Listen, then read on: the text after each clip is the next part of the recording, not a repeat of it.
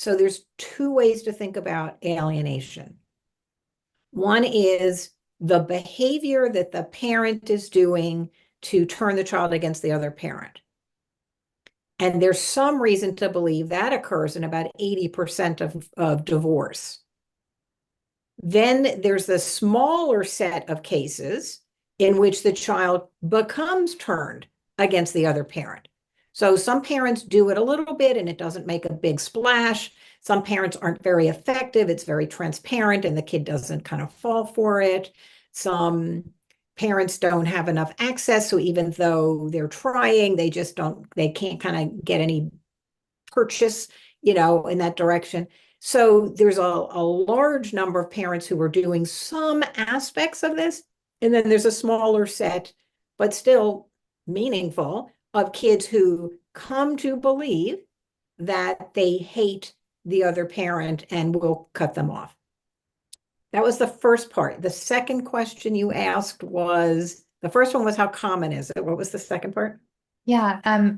Is this can it only happen between a parent and a parent-child relationship, or can it happen among other relationships, if you will, in the family? So it's an interesting question because the term is parental alienation, and I've always thought about it as a thing that one parent does to another parent. But the parents who are losing their kids think this is a thing that's happening to me.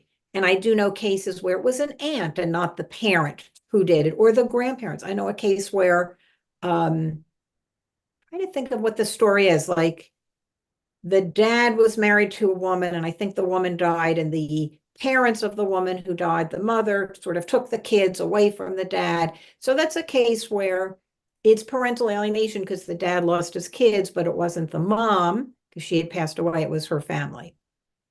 If you start to get into like teacher, coach, therapist doing this, friend doing it, boyfriend, girlfriend doing it, new spouse doing it, I would rather we call that something else, um, because the model for establishing parental alienation, what we call the Baker model or the five-factor model, is really built on child under 18 to parents doing, involved, sort of a more typical scenario. So if you want to establish it in court or look at the research, that's what the research is focused on. If you're going to get into like coercive control, I think there's other research that would be more relevant. Very interesting. So you mentioned the Baker model, which I assume then is some type of model to show the evidence in court that parental alienation is happening. Can you walk us a bit through that model? I think parents would be Sure. really interested. The first thing I want to say is when this starts to happen to people, and if they're going to court or thinking about going to court, and they Google, why does my child hate me all of a sudden, and they come across parental alienation online, I think that's a very powerful moment for people because it's kind of the first time they figure out like I'm not crazy, I'm not the only one. There's a name, there's a pattern, there's a model, there's data, there's support groups, there's people who can help. I'm 100% down with that. The caveat that I have is not every case of PA needs to talk about PA in court.